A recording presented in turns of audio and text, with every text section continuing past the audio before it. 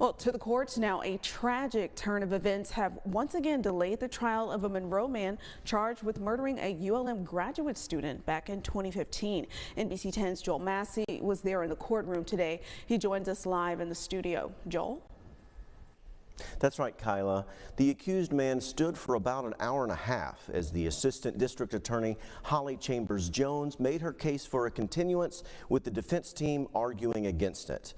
In a stunning turn of events, Quinton Tellis may be looking at escaping yet another murder conviction, this time for allegedly torturing to death Taiwanese Ming Chen Mandy Xiao back in 2015.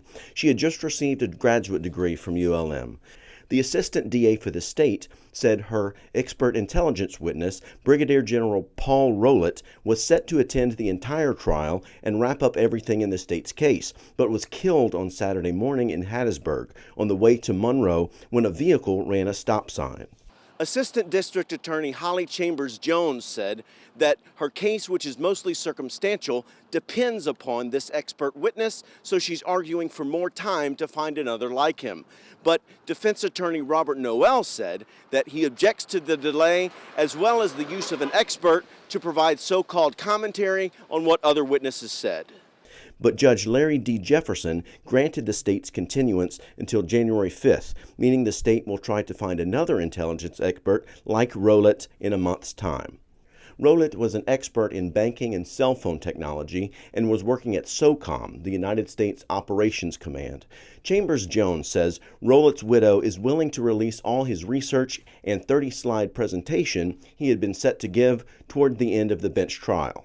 Jefferson initially dismissed the murder indictment against Tellis in November of 2022, citing speedy trial rights violations. This decision was later appealed and overturned by the Second Court of Appeal, allowing the case to move forward to trial. Tellis did some time on a 10-year sentence in a Louisiana prison after he pled guilty for using Xiao's debit card and was serving a 5-year sentence for a separate, unrelated burglary charge in Mississippi. He was also tried twice for the murder of Jessica Chambers, who was burned alive in 2014. Both trials ended in hung juries.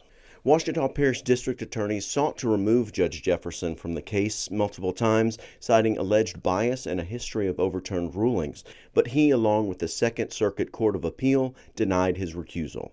So for now, Tellis's fate is in Jefferson's hands. For your Oklahoma News Source, I'm Joel Massey.